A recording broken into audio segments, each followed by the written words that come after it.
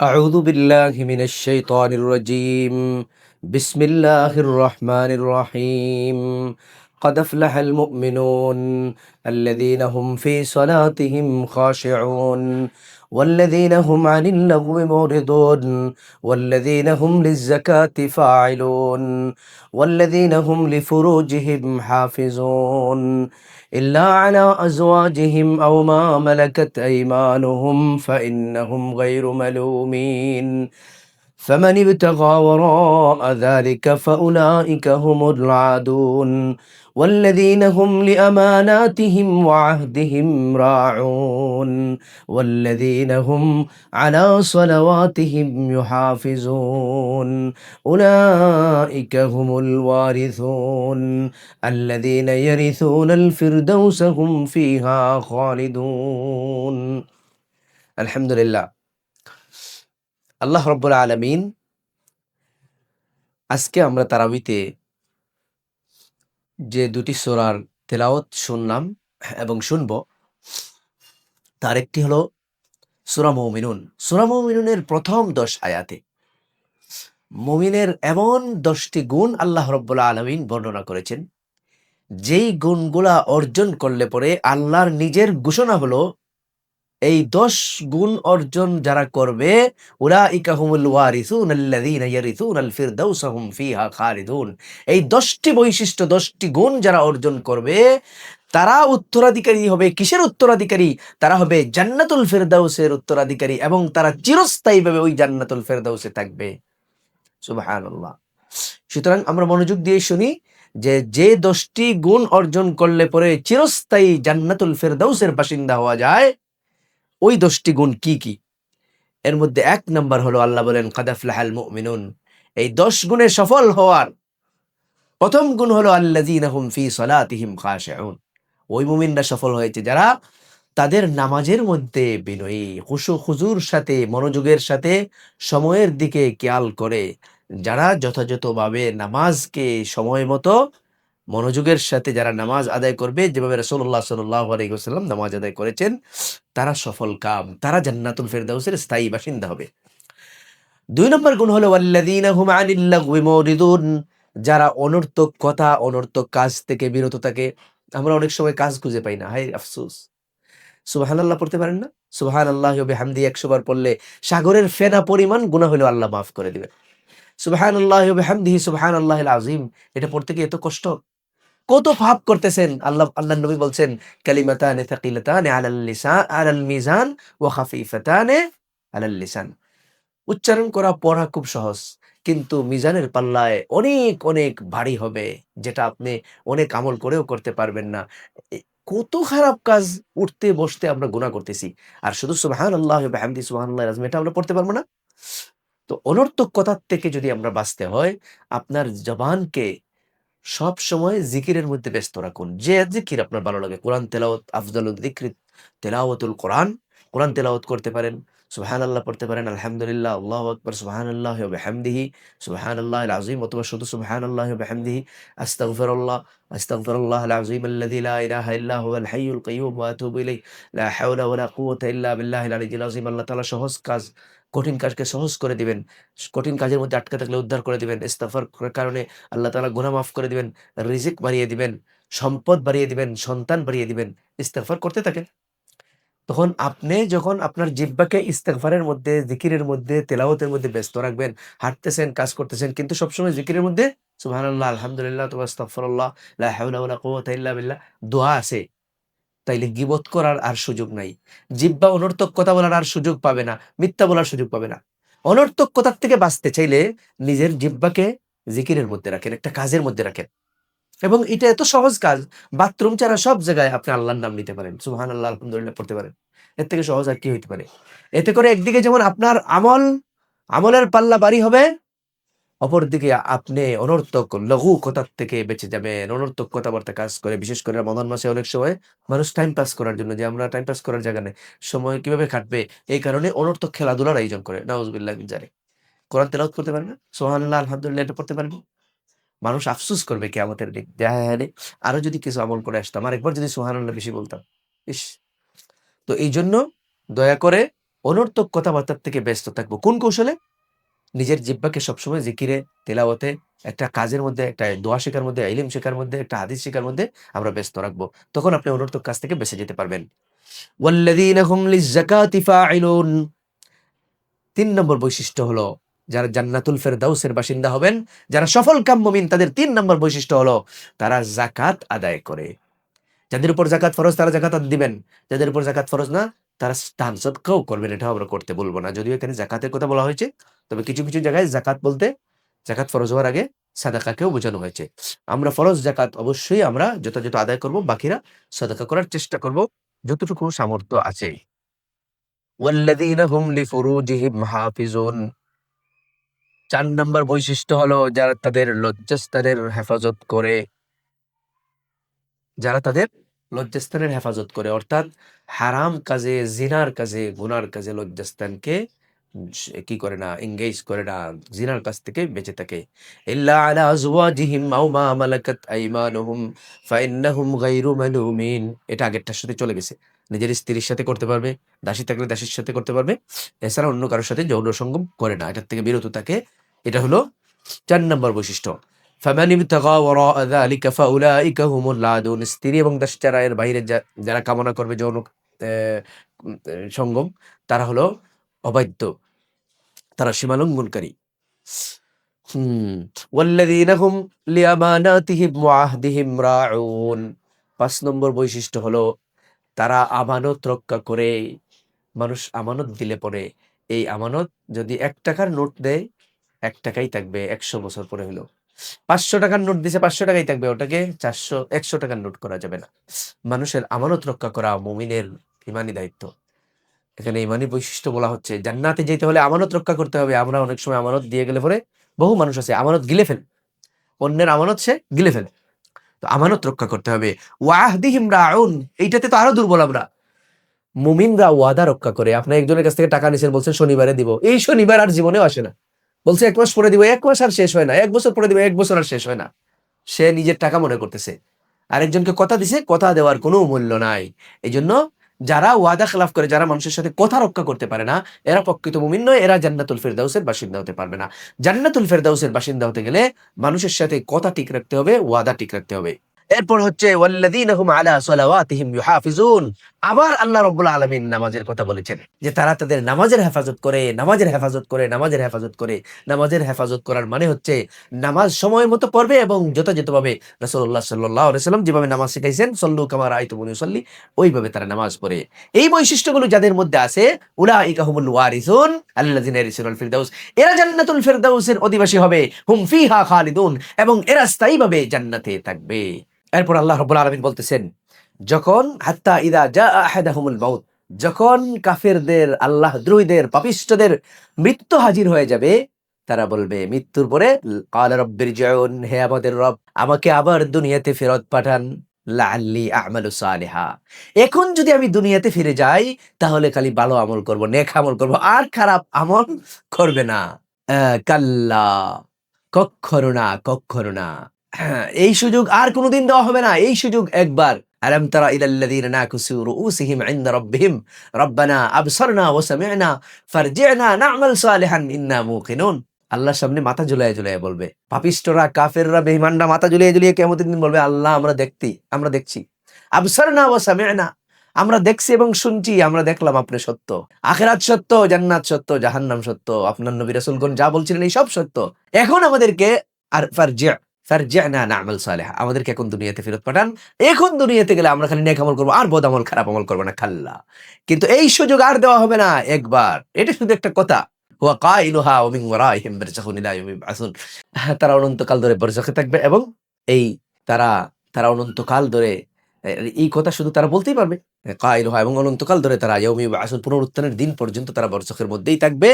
তাদেরকে আর দুনিয়াতে কি করা হবে না, কবর থেকে আর দুনিয়াতে তাদেরকে ফেরত পাঠানো হবে না। এটা জাস্ট একটা কথা তারা বলল আরকি।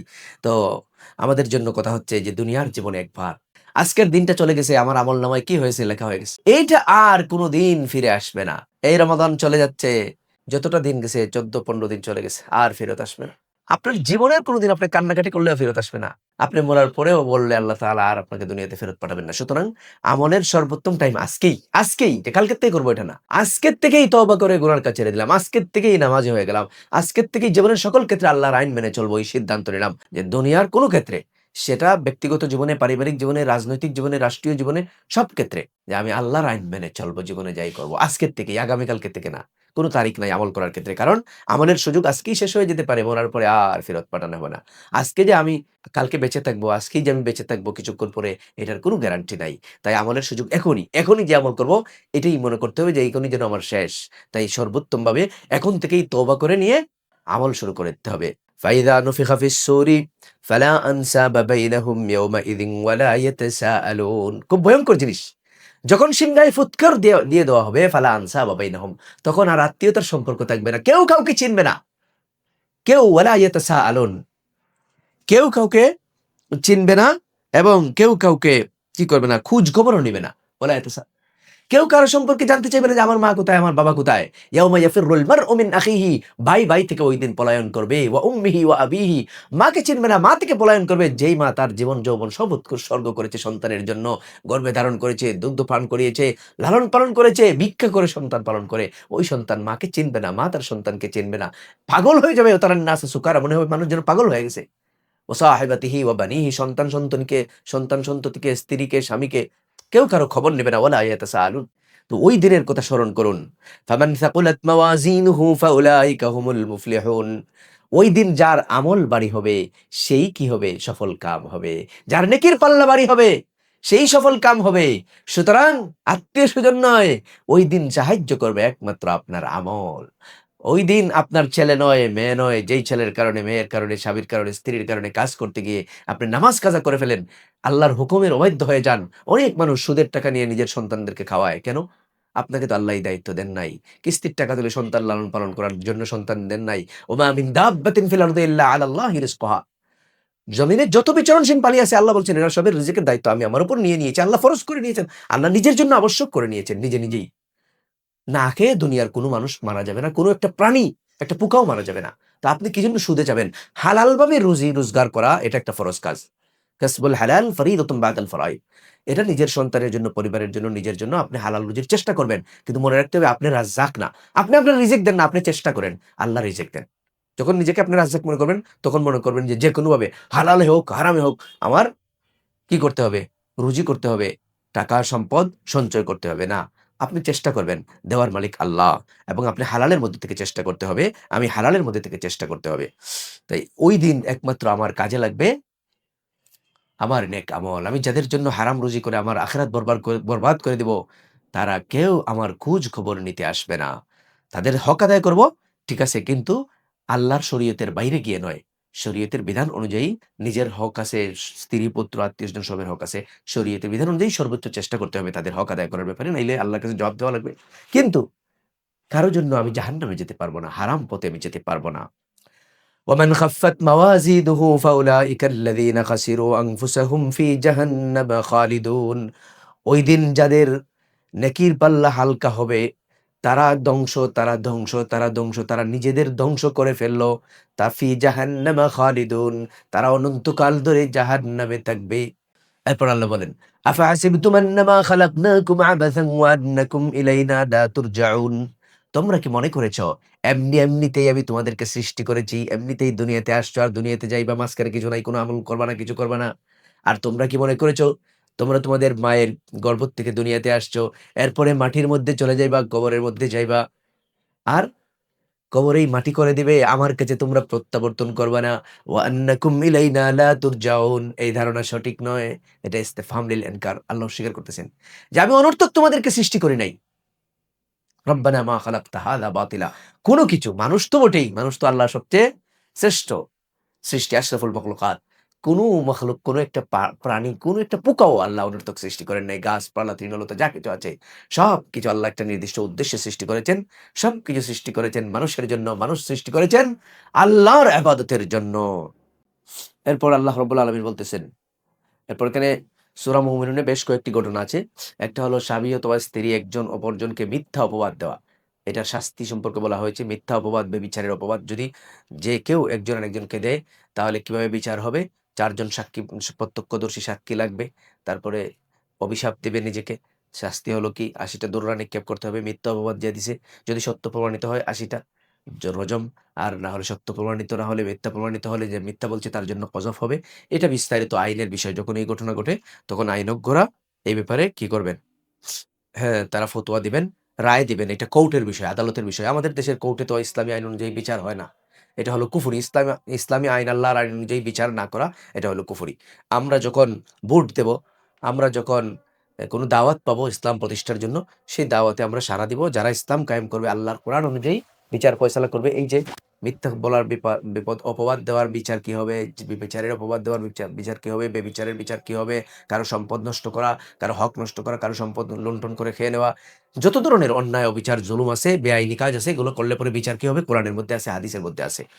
তো এই অনুযায়ী যারা কোরআন হাদিস অনুযায়ী দেশ চালাবে, আমরা তাদেরকে ভোট দিব, আমরা তাদেরকে সাপোর্ট দিব, আমরা তাদেরকে সমর্থন দিব, তাদের দলে আমরা আছি।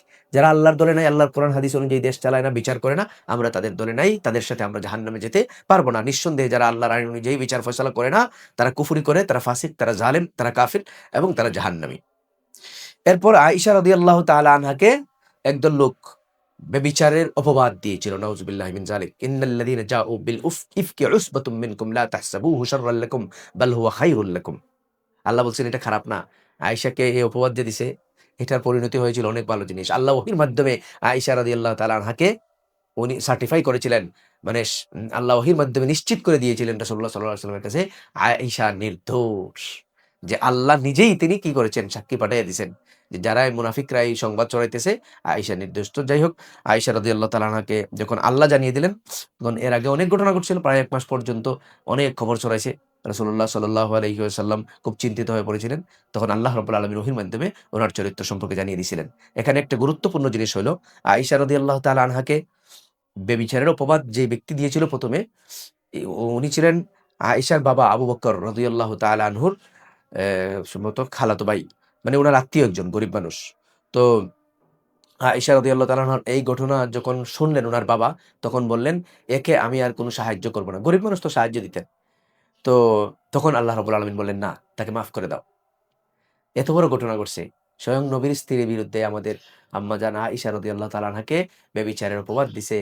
আল্লাহর নবীকে কষ্ট দিছে, আবু বকর রাদিয়াল্লাহু তাআলা আনহুকে কষ্ট দিছে, আয়েশা রাদিয়াল্লাহু তাআলা আনহাকে তো কষ্ট দিছেই। তারপরেও বলছেন, "মাফ করে দাও।" কেন? তোমরা কি চাও না? আলা তুহিব্বুনা আন ইয়াগফিরাল্লাহু লাকুম? আল্লাহ তোমাদেরকে মাফ করে দিবেন? আল্লাহ যদি তোমরা চাও যে আল্লাহ তোমাদেরকে মাফ করে দিবেন, তোমরা তাদেরকে মাফ করে দাও। ওয়ালা ইয়াতালি উলুল ফাদলি মিনকুম والسعة أن يؤتوا أولي القربى واليتامى والمساكين والمهاجرين في سبيل الله وليعفوا وليصفحوا ألا تحبون أن يغفر الله لكم والله غفور رحيم। তো বলছেন তোমাদের মধ্যে যাদেরকে আল্লাহ তাআলা সম্পদ দিছেন, তারা যেন এইভাবে কোনো সময় প্রতিজ্ঞা না করে যে তারা তাদের আত্মীয়-স্বজনদেরকে, মিসকিনদেরকে, মুহাজিরদেরকে দান করবে না। বরং তারা ভুল করলে ওয়ালিয়াফু ওয়ালিয়াসফাহু, তাদেরকে মাফ করে দিবে। আলা তুহিব্বুনা আন ইয়াগফিরাল্লাহু লাকুম ওয়াল্লাহু গফুরুর রহিম। আল্লাহ ক্ষমাশীল, আল্লাহ রহিম। তোমরা কি চাও না আল্লাহ তোমাদেরকে মাফ করে দিবেন? তাই তোমরাও মানুষকে মাফ করে দেবে। যত মানুষ আমাকে কষ্ট দিছে, ভাই, বোন, সম্পত্তি দেয় নাই, মিথ্যা কথা বলছে, আমাকে কষ্ট দিছে, আত্মীয়-স্বজন, যাই হোক, মাফ করে দেন। আল্লাহ আপনাকে মাফ করে দিবেন। এটা হলো সবচেয়ে বড় শিক্ষা। এরপর আল্লাহ রাব্বুল আলামিন বলতেছেন, আল খাবিথাতু লিল খাবিথিনা ওয়াল খাবিথুনা লিল খাবিথাত والطيبات للطيبين والطيبون للطيبات أولئك مبرؤون مما يقولون لهم مغفرة ورزق كريم। ভালো মানুষের স্ত্রী ভালো, ভালো স্ত্রী হইলে স্বামীও ভালো, স্ত্রী ভালো হইলে স্বামী ভালো, স্বামী ভালো হইলে স্ত্রী ভালো। নবী সাল্লাল্লাহু আলাইহি সাল্লামের চরিত্র পবিত্র। আয়েশাও উনার জন্য উনার জোর, আয়েশার সাথে আয়েশাও পবিত্রা। তো নিজে ভালো হতে হবে, নিজের চরিত্র ভালো হলে স্ত্রী ভালো, স্বামীও ভালো। ইয়া আইয়ুহাল্লাযীনা আমানু লা তাদখুলু বুয়ুতান গায়রা বুয়ুতিকুম হাত্তা তাস্তানিসু ওয়া তুসাল্লিমু আলা আহলিহা যালিকুম খায়রুল লাকুম লাআল্লাকুম তাযাক্কারুন। একটা গুরুত্বপূর্ণ আমল। আল্লাহ বলতেছেন, আমরা যদি নিজের ঘরে, অন্য আয়াতের মাধ্যমে এটা প্রমাণিত, নিজের ঘরে হোক, পরের ঘরে হোক, ঘরে ঢোকার সময়ে ১ম এই সালাম দিব। দরজার মধ্যে গিয়ে সালাম দিব। ঢোকার আগেই দরজার মধ্যে গিয়ে আসসালামু আলাইকুম ওয়া রাহমাতুল্লাহ। নিজের ঘরে, তারপরে অন্যের ঘরে। এটার মাধ্যমে অনুমতিও হয়, আর ঘরের মধ্যে আল্লাহর রহমতও আসবে। সালাম তো রহমত, দোয়া করে ঢুকলেন। আর এখানের মধ্যে ১ম এ অনুমতিও চাওয়া হয়ে গেল। فإن لم تجدوا فيها أحدا فلا تدخلوها حتى يؤذن لكم قيل وإن قيل لكم ارجعوا فارجعوا هو أزكى لكم والله بما تعملون عليم। মানুষের প্রাইভেসিকে মূল্যায়ন করা, অর্থাৎ মানুষের গোপনীয় বিষয় থাকলে এটাকে মূল্যায়ন করা। একজনের বাড়িতে গেছেন, তার অসুবিধা থাকতে পারে। এখন সে যদি বলে যে ঘরে কেউ নাই চলে যান, সালাম দিছেন, মহিলা বলল যে ঘরে কেউ নাই চলে যান, তখন চলে আসবো ওই ঘরে, তখন আমরা আর প্রবেশ করব না। আল্লাহ বলতেছেন এটা তোমাদের জন্য ভালো।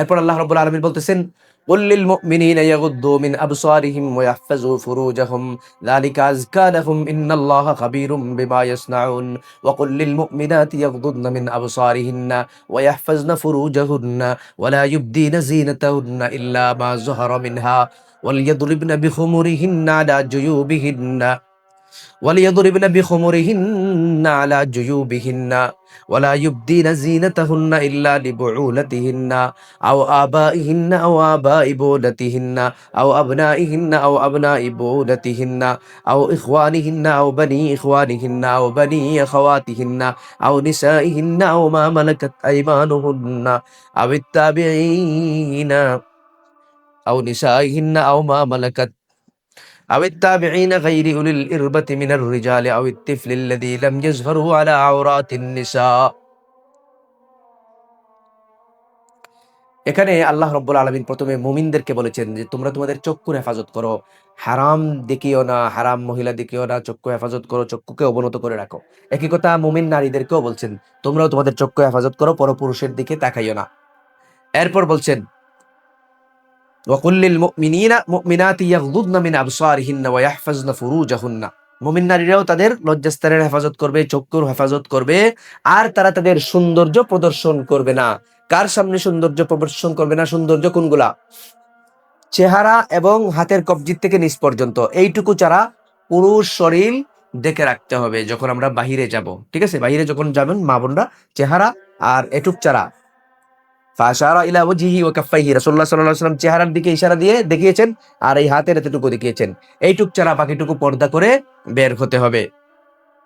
আর এইটুকু প্রদর্শন করা যাবে যদি নিজের বাবা, স্বামীর বাবা, নিজের ছেলে, স্বামীর ছেলে, নিজের ভাইয়ের ছেলে, বোনের ছেলে, এরকম যারা মাহরাম, মাহরাম বুঝেন তো, 14 জন মাহরাম আত্মীয় স্বজনের তালিকা আছে, যাদের সাথে বিয়ে হওয়া হারাম, যাদের সাথে বিয়ে হওয়া হারাম, তাদের সামনে এগুলো পর্দা করা লাগবে না। ঠিক আছে, তো এটা আমরা মাহরাম আত্মীয় 14 জন, এটা আমরা জেনে নিব। মাহরাম আত্মীয় স্বজনের তালিকা আমরা জেনে নিব। তাহলে আমাদের জন্য আল্লাহর ফরজ বিধান পর্দা মেনে চলা আমাদের পক্ষে সম্ভব, এবং এটা জানা ফরজ। মাহরাম আত্মীয় স্বজনের তালিকা বা মাহরামদের তালিকা জানাটা হলো ফরজ, কারণ পর্দার বিধান ফরজ। কে আপনার জন্য মাহরাম, কে আপনার জন্য মাহরাম না, এটা জানতে হবে, এটা জানা ফরজ। এরপর আল্লাহ রাব্বুল আলামিন বলতেছেন ইন্নামা কানা কাওলাল মুমিনিনা ইযা দুউ ইলাল্লাহি ওয়া রাসূলিহি লিয়াহকুমা বাইনাহুম আন ইয়াকুলু সামি'না ওয়া আতা'না ওয়া উলাইকা হুমুল মুফলিহুন। যদি আপনি সফল হতে চান, সফল মুমিনদের বৈশিষ্ট্য হলো এরকম, কোন বিষয়ে তারা যখন কোনো বিষয়ে জানার জন্য, কোনো বিষয়ের ফয়সালার জন্য আল্লাহর রাসূলের দিকে তাদেরকে ডাকা হয়, অর্থাৎ কোরআন হাদিসের কথা যদি আপনার সামনে বলা হয় যে আল্লাহ বলছেন এটা হারাম, আলহামদুলিল্লাহ সামি'না ওয়া আতা'না, মেনে নিলাম, কোনো তর্ক নাই। আল্লাহ বলছেন পর্দা করতে হবে, আলহামদুলিল্লাহ মেনে নিলাম। আল্লাহ বলছেন চক্ষু হেফাজত করতে হবে, মেনে নিলাম, কোনো কথা নেই। আল্লাহর নবী বলছেন এভাবে পর্দা করতে হবে, এভাবে নামাজ পড়তে হবে, আমি মেনে নিলাম। আল্লাহর রাসূলের কথা শুনলেই তারা মেনে নেয়, এরা হলো সফলকাম মুমিন। এখানে কোনো তর্কও করে না, প্রশ্ন উত্থাপন তারা করে না। আল্লাহর রাসূলের উপর পুরোপুরি আস্থা আছে যে আমি তো আমার আল্লাহর গোলাম, আল্লাহ যেভাবে বলবেন ওইভাবে আমি রাজি। রাসূলুল্লাহ সাল্লাল্লাহু আলাইহি ওয়াসাল্লাম আল্লাহর পক্ষ থেকে আমাকে এগুলো শিখাইছেন, রাসূল যা বলছেন সাল্লাল্লাহু আলাইহি ওয়াসাল্লাম সবকিছু আমি কি করলাম, সামি'না ওয়া আতা'না, শুনলাম এবং মেনে নিলাম, কোনো যুক্তি তর্ক আমার এখানে প্রয়োজন নাই। এইভাবে হলো আনুগত্য, এর নাম হলো আনুগত্য, আল্লাহ রাসূলের ইতাআত করা বা আনুগত্য করা।